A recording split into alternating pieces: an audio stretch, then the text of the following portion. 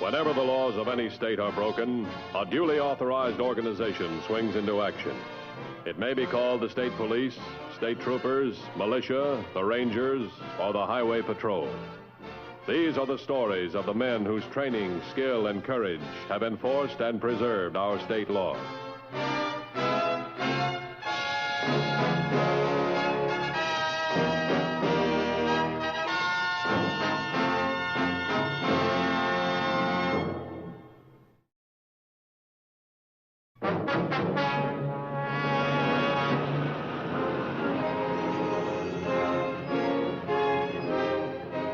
Violence on the highway can assume many forms, many disguises. The Highway Patrol is constantly reminded that the most simple inconvenience may be the cause or the effect of criminal action.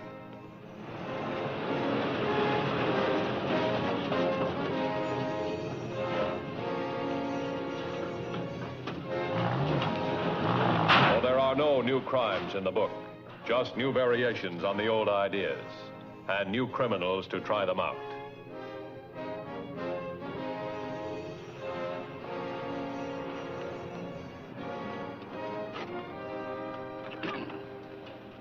You wait here, Gus.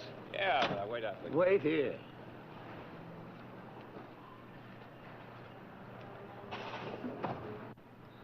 More trouble, Mr. Holly? Yep. Oh, hi, Masterson. Might have known you would show up today. I understood you were having another run of bad luck. So naturally, here you are again, hovering around like a buzzard. Excuse me. Oh, no, you've got it all wrong, Mr. Holly. A buzzard thrives on misfortune. My plan is designed to prevent it. I'm sorry, Masterson. I told you last week I had all the insurance I could afford. But I'm not selling insurance. Well, whatever it is you call it. Transportation maintenance service. It even sounds expensive. It's a lot less expensive than those breakdowns you've been having. You let me worry about that. Mr. Holly, how much does it cost you for your breakdowns and delayed runs, spoiled cargoes, and unhappy customers? All right, so I can't afford those expenses, but neither can you. Why, you would go broke paying off on my bum luck. Now, Mr. Holly, if I were selling insurance, I'd agree. But I'm selling a service, a transportation maintenance service that guarantees to keep your trucks running. You mean to tell me your mechanics are better than mine? Mr. Holly, the best mechanics in the world can make mistakes. Now, let's face it, you've been suffering from a lot of mistakes lately. So? So, if your mechanics make mistakes, you lose money. If my mechanic makes a mistake and is working for you, then my company pays you every penny of your financial loss. Think it over. Of course, if you feel that it's too expensive, well... Just a minute, Masterson. Yes? I couldn't afford to pay another mechanic's salary. Not just now, anyway.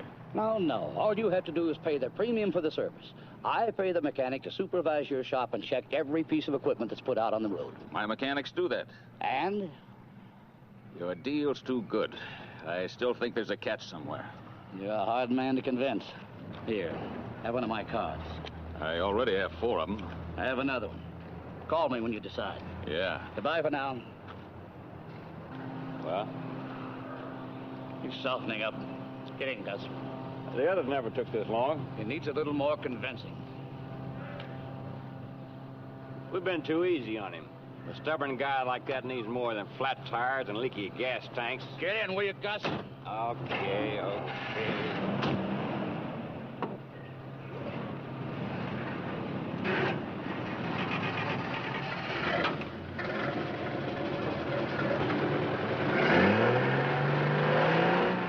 Hello, Helen. Just a minute. Hey, Freddie, hold it up a minute, will you? Helen, get me George Morton at the Truckers Association.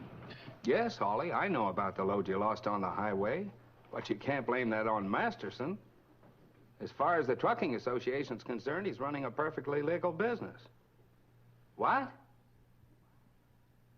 What kind of evidence? Well, yes, might be a good idea. Yeah, I'll call you back. Right. Miss Johnson, get me the Highway Patrol. I want to speak to Dan Matthews. This is how we do it, Mr. Matthew. 4 strands of rope. Any one of them strong enough to keep a load on the tailgate. Now, the load that hit the highway was tied on exactly like this. You say that all 4 strands broke? Yeah, I can understand one of them breaking, maybe even 2. But all 4 at once. There are never any major breakdowns. Just ropes breaking, no water in the batteries, gas leaking. I've been with the Trucking Association a long time, Dan. Things like that just don't happen regularly. I might be willing to say it could happen by accident, but coming after all those other breakdowns, the flat tires, the leaky radiators, and broken accelerator cables, and then this Masterson guy popping up to sell that maintenance service, I don't know. Looks like the old protection game to me. The report from the Trucking Association says he runs a legitimate business. Well, we investigated as far as we could, Dan. The truckers that have signed up with him claim he's living up to all his promises. What promises? To cut down the number of accidents on the road or cover the financial loss. In other words, they have breakdowns till they sign up, then the breakdowns stop, is that it? Of course, that's what they're paying him for. Dan, we realize we have no Wait a definite... minute. A leaky gas tank can set a highway on fire. A blowout can send a truck out of control and kill a lot of people. The clutch slips today, the brakes don't hold tomorrow, then we have a mass funeral for the victims. Oh, if there's no evidence that these breakdowns are premeditated, let's find out fast. What do we do first, Mr. Matthews? These the ropes that broke? Yeah, all 4 of them. Well, we'll start with these. The first shred of evidence was found on the ends of the ropes. They had been made to look frayed and worn to the naked eye, but the microscope revealed definite evidence of knife cuts. Obviously, this so-called accident had been planned in advance. In view of these facts, a complete check was run on Masterson's operation. His business background was found to be above reproach. Nevertheless, a day and night watch was maintained on the activities of Masterson and his assistant, Gus Montana. With the help of the Trucking Association, a timetable was compiled of all the breakdowns that had occurred since Masterson's appearance. It was discovered that the breakdowns would be confined to one area for a few months, then they'd shift to another area, then another.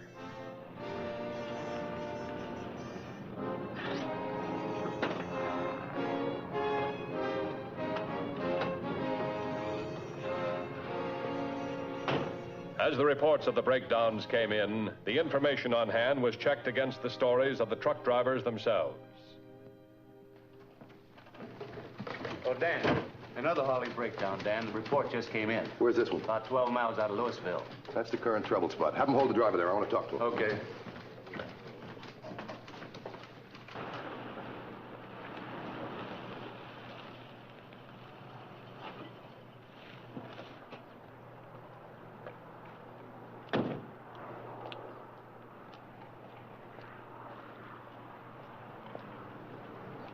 Hi.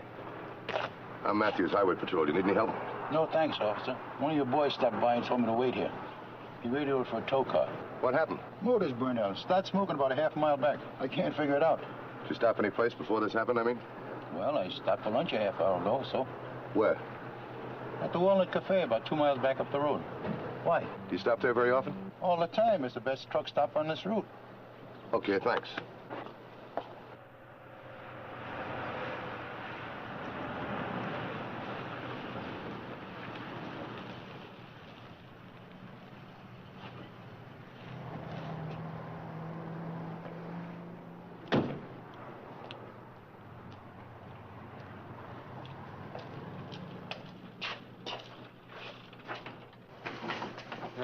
Thank you.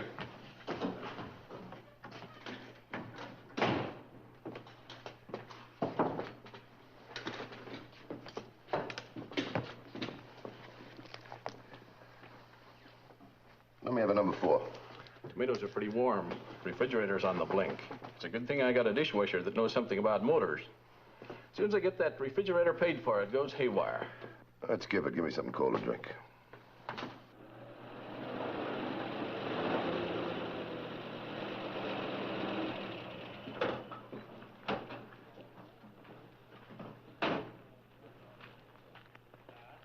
What's that building over there? A bunkhouse for truck drivers who want to grab some shut-eye. It's good for business. Hey, Mike. Yeah? One of the hauling men's bunking up for a while. Want you to wake him in an hour. Okay, Artie. You want me for anything else today?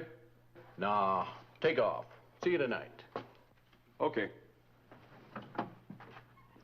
Good boy, that Artie. Works hard. Keeps that bunkhouse as clean as a whistle. That's why drivers like stopping here.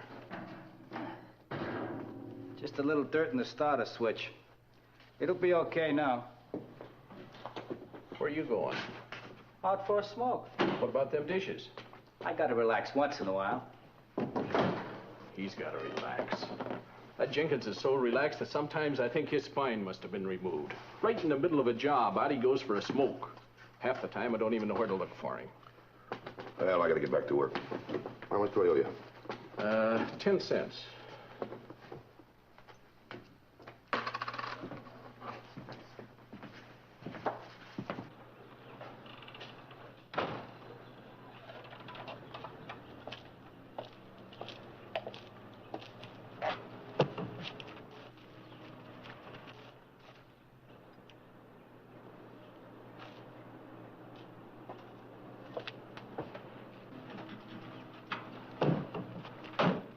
I think we struck pay dirt out here at the Walnut Cafe.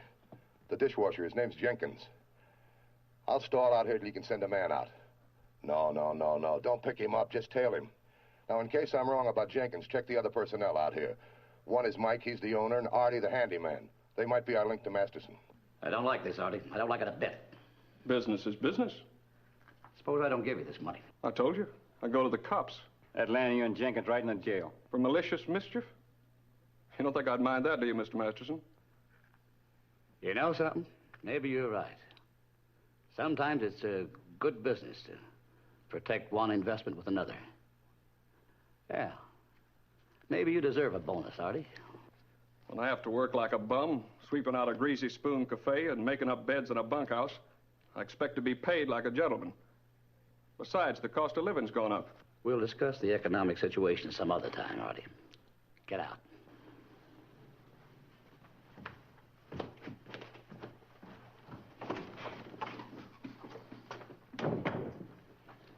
You know, Gus, I think that Artie's troubled with the cost of living. Tell Jenkins to solve his problem for him.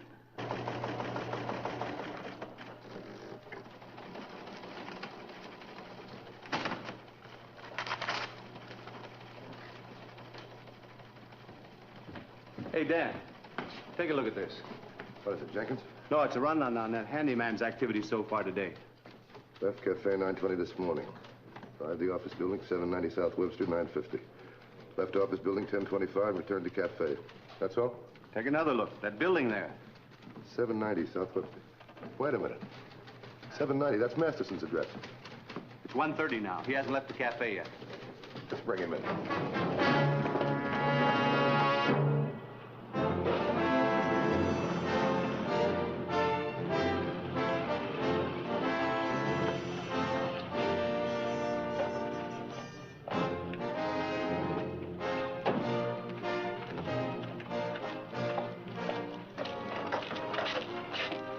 Where's Artie? In the bunkhouse, I guess. What's the matter? Thanks.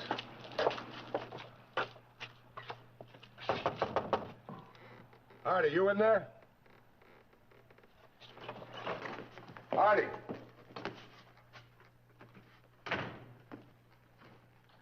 All right, come on, Artie, wake up. Come on, Artie.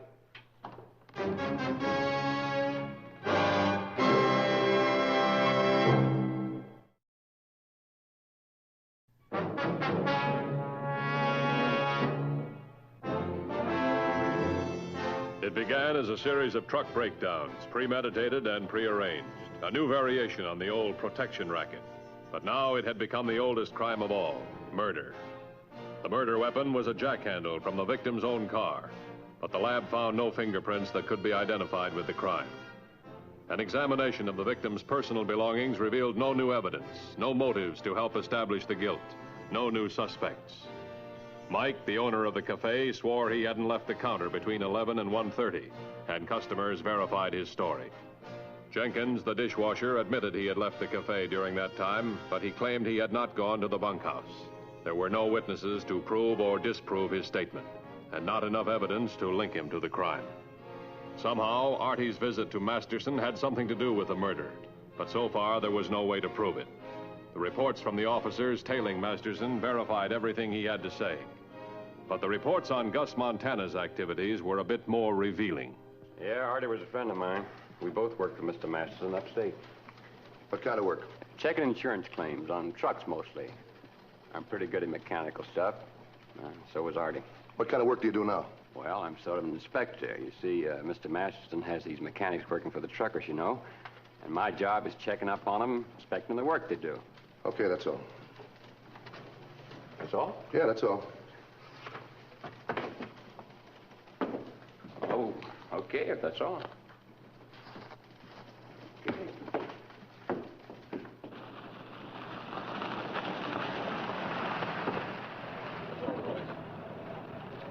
Hiya, Mr. Matthews. Hi, Mr. Hawley. How your trucks doing lately? No breakdowns for 2 days, but that doesn't mean much. I still haven't signed up for Masterson's service. Yeah, I know. I want you to sign up with him now. With Masterson? Are you kidding? No. Once you sign up, your breakdowns will stop. Isn't that right? That's the way it usually works. All right, fine. You take the service, but keep having breakdowns. We'll make Masterson pay till it hurts. And if it doesn't, I'm the one that gets hurt. I've got customers to service. You go along with me. I'll take full responsibility. Well, all right, I'll take a chance. Your idea is you want Masterson to think his signals are crossed. Is that it? Yeah, that's right. Now, can you make the breakdowns look legitimate and expensive? Well, if Masterson has been doing it to me all this time, why can't I do it to him? You know, I could go to jail for this, faking insurance claims. Oh, hi, Gus. Well, I landed the big one. Hawley, how'd you do? Persistence, my boy, persistence. Look, you'd better get a hold of Jenkins. Tell him to lay off of Holly's trucks. After all, he's a client of ours now. Jenkins is staying away from all the trucks till the heat about Artie's death cools. I know, but he ought to know about Holly. After all, he might get a little restless, so you give him a call, huh? Now. Look, Mr. Masterson, the cops might be able to trace the call. All right, then send him a note. You've got his post office box number. Well, what's wrong with you now, Gus? I don't like it. I don't like it. The cops are too close to us now. And it was like this before. Listen, Gus, remember this. Jenkins killed Artie. Not you and not me. Jenkins. So just relax and stop worrying and get word to him, will you? All right.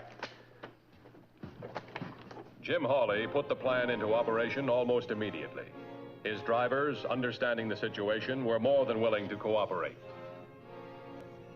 The only problem was that Masterson cooperated too. He paid off every claim without a whimper.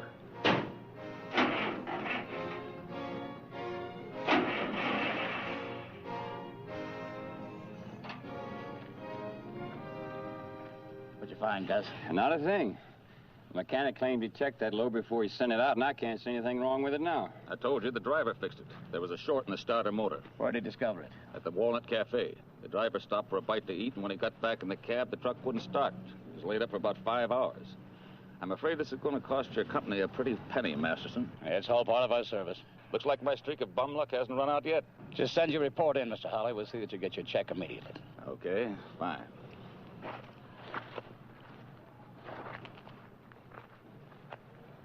They figured out the Walnut Cafe. That makes 4 claims I've made, and they're paid off on every one. I think this plan of yours is backfiring. Look, Hawley, my neck's as far out as yours. I told you if it doesn't work, I'm responsible. We're just going to have to keep plugging along till something breaks, and we hope it's Masterson. Yes, that's right. I want more breakdowns. Make them as expensive as you can, because if this idea is going to be a flop, let's make it a big one.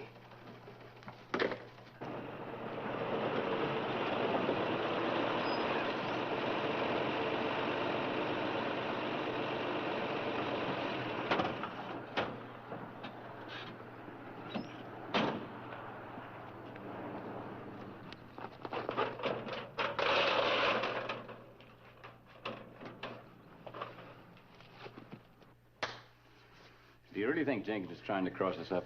Listen, Gus, Jenkins works for money. I wouldn't be a bit surprised by what somebody's paying him higher wages than I am.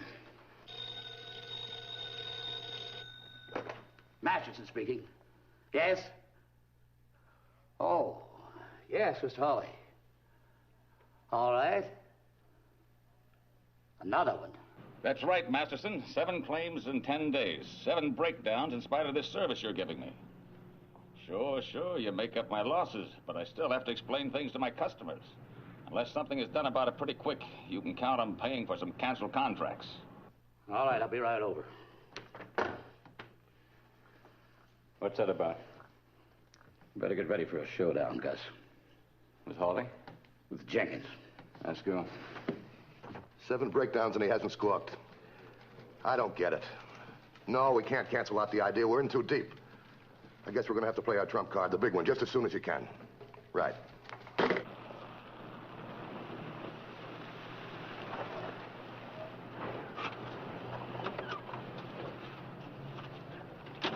Glad you could make it, Masterson. I think I found the answer to those breakdowns I've been having. Yeah? One of my men spent the night at the Walnut Cafe bunkhouse, and he awoke this morning a little earlier than he planned. When he went out to the truck, he saw somebody leaning over the gas tank. Looked like he was up to no good. Did he get a look at the man? Not a good one. It was dark, and the guy took off like a rabbit when he saw the driver. Now, my man isn't sure, but he thinks it's somebody that works around the cafe. I was going to report the incident to the Highway Patrol, but I thought you ought to know about it first. Why? Well, you know how tough competition is among truckers. This could be the start of a highway war. You mean this guy might be working for another trucker? Somebody's out to keep your trucks off the road? It's happened before. If it gets out of hand, Masterson, that maintenance service of yours will go up for grabs. I thought you ought to know about it before the Highway Patrol takes over. Yeah, I appreciate that. After all, your competitors are my clients, too, you know. If that man your driver saw is being paid off by another trucker, I want to handle the matter my own way. Need any help? Oh, we can take care of it. Come on, Gus. Take it easy. Right.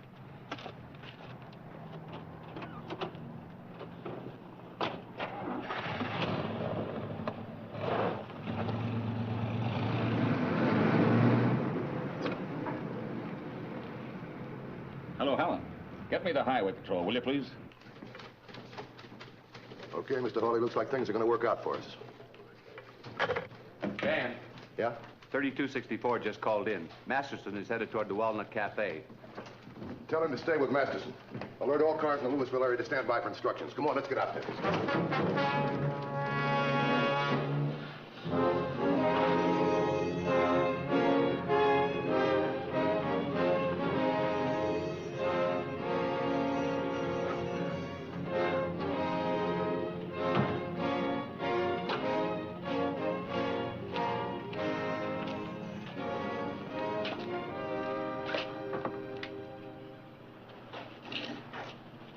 Bunkhouse.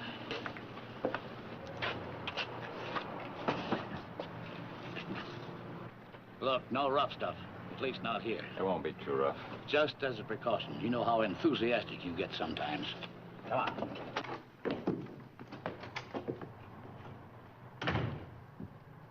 Hello, Jenkins. What's this all about? What do you want? We want you, Jenkins. Mr. Masterson don't like any rough stuff, chum. Come on, come on. Get on your feet. All right, Jenkins, it's enough of that foolishness. Get on your feet.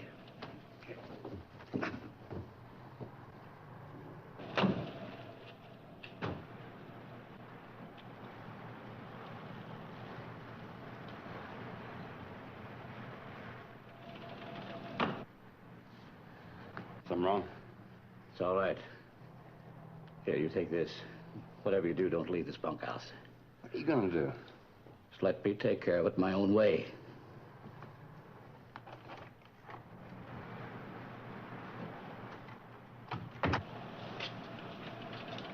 What's he up to? Relax. Don't get yourself in an uproar. What do you think you're doing? Maybe you ought to take a look, too. Go ahead, see for yourself. Looks like I'm going to have you for company, this little sellout. Go ahead, look for yourself. You stay right there. A rather-loving boss always takes care of his boys. Doesn't he, Gus?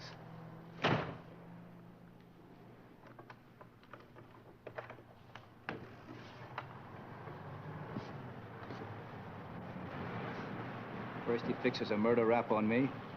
Now he's fixing you, too. He's got us all framed and ready to hang. Right, Gus? Ready to hang. You and me. You can only hang once.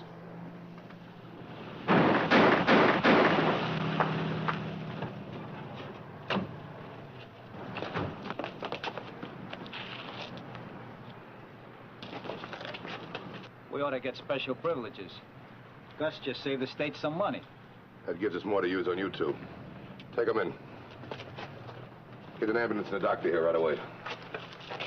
This is one kind of a breakdown his insurance didn't cover.